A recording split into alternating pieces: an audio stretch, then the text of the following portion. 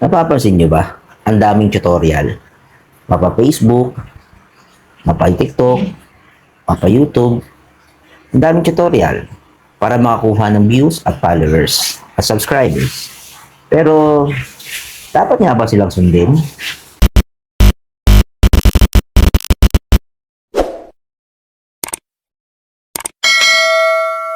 Siguro nga, no, dapat nating sundin yun. Lalong-lalo na sa katulad ko rin naman na newbie dito sa YouTube. Actually, matagal na itong account ko eh. Kaso lang kasi, tumigil ako dahil napupokus ako sa trabaho. Kasi hindi naman kasi basta-basta rin dito sa YouTube na gagawa tayo ng content, pupokus tayo. Paano naman yung kakainin natin araw-araw? Siyempre, may trabaho tayo.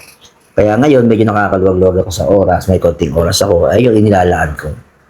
Eh, ano nga ba yung mga dapat natin gawin? Dapat ba natin itong sundin itong mga tutorial? Pero sa palagay ko, sa aking palagay, mas magandang sundin natin to. Kasi meron ako napansin eh. Hindi ko lang alam kung magkapareha sa YouTube tsaka sa Facebook yung kanilang algorithm. O paano mag-review, kung paano magiging sistema nila. Kaya ginagawa ko, sinusubukan ko rito sa YouTube. Nag-experiment ako. At kung mapapansin ninyo, eh puro long form yung ginagawa ko. Long form video ngayon na ginagawa ko dito sa YouTube. Yung mga followers, yung mga subscriber ko dito sa YouTube, nakuha ko yun na gumagawa ako ng short video. Tapos ngayon, sinusubukan ko yung long form kasi meron din ako napanood ng tutorial, mas maganda kung mag-focus ka sa long form. Yun ang sabi niya, kaya ito ginagawa ko, yung sinusunod ko. Ngayon, ang tanong, dapat ba natin itong sundin? Mas magandang sundin natin ito para makaiwas tayo sa mga posibleng violation sa policy ni YouTube.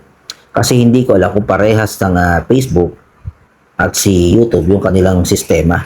Kasi napansin ko sa ito, kukwento ko lang sa inyo base sa akin experience sa Facebook. Sa Facebook kasi meron lang akong 1,000 plus na followers doon. Ang ginawa ko doon, una, naghanap ako ng niche. Nung una naging random ako.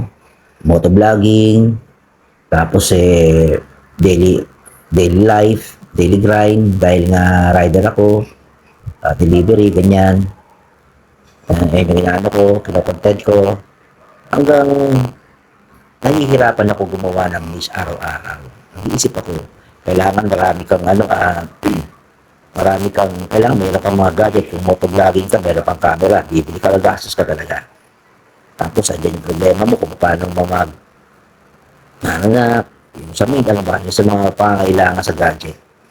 Ngayon, ayun nga. Tapos, naman ako yung daily life ko. Pero yung mga, namin sa disappoint ako kasi yung mga views ko bababa. May 3, may 2, may 5, may 10, ganyan views. Kaya meron akong isang na ginagawa, entertainment. Diyan, kung gumagawa, parang reaction video lang. Ayun yung ginagawa ko. Minintin ko yun. Kasi nakita ko yung viewing audience ko, dumarami. Dumarami yung audience ko. Yun yung ginawa ko. Focus ako doon.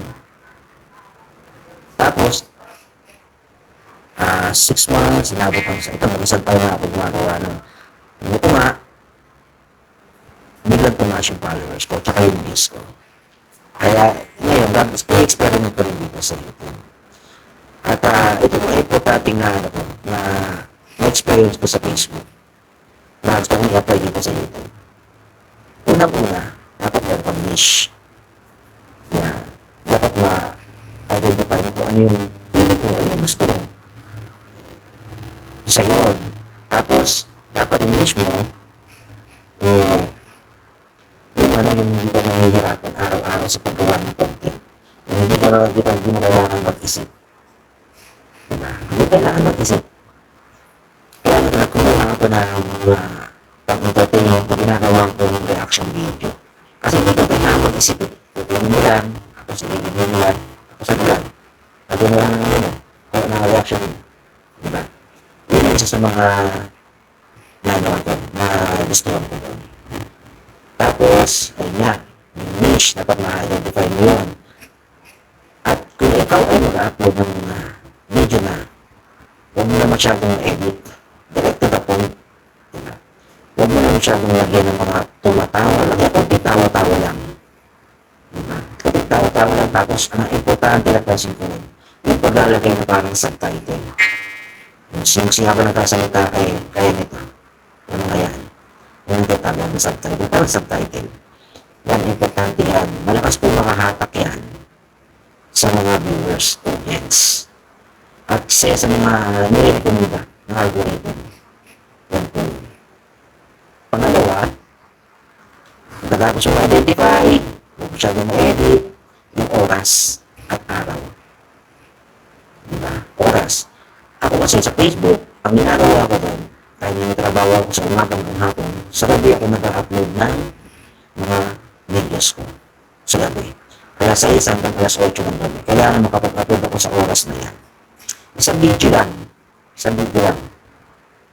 At consistent yun, araw-araw yun. Ginawa ko yun halos isang taon hanggang sa napansin ako ng algorithm. Yun po yung ginawa ko. Yun lang. Tapos, pang-upload. Ito. Kapag may mga nagpo-comment, huwag yung masyadong replyan. I-like nyo at thumbs up lang okay na. Kasi lalabas yan na spam content. Spam content. Yan. At iwasan nyo rin po yung pag-upload ng sunod-sunod. Upload ka nga ba? Upload yun ang umaga. Tapos after 30 minutes, upload ka ulit. Tapos after 1 hour, upload ka ulit. Sunod-sunod. Spamming content po nyo. Pwede kayong magkaroon violation. Hindi ko napansin ko. Sa Facebook kaya nga dito, sinusubukan ko ito sa YouTube. Ini-experiment ko. Kaya kung papansin ko nyo araw-araw ko mag-upload, isang video lang.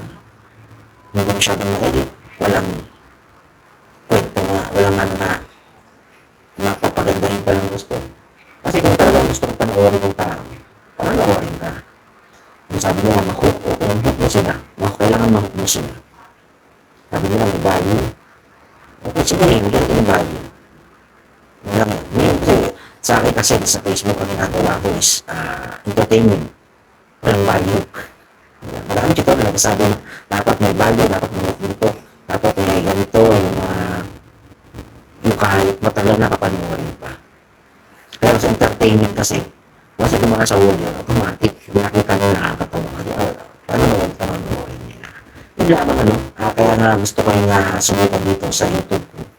Kung yung sistema ng Facebook, kung gano'n ba yung sistema ng pag-review nila, gusto ko naman. Kaya inaaraw-araw ko ngayon, kasi sinunod kung araw pa lang ako, hindi pa lang ako nagsimula sa YouTube pag-upload ng mga videos. Kaya, papahinga naman po ng mga ilang buwan. Nakabuot na isang taon, kung may pagbabago. Actually, may mga nakita ko ng mga videos ko na marami yung viewers, marami yung view. Kaya sabi ko, parang mas okay pa. Kung ganito mga reaction video. Kasi magtuloy-tuloy lang. Consistent, oras, makuha mo yun. Yun ang mahalaga.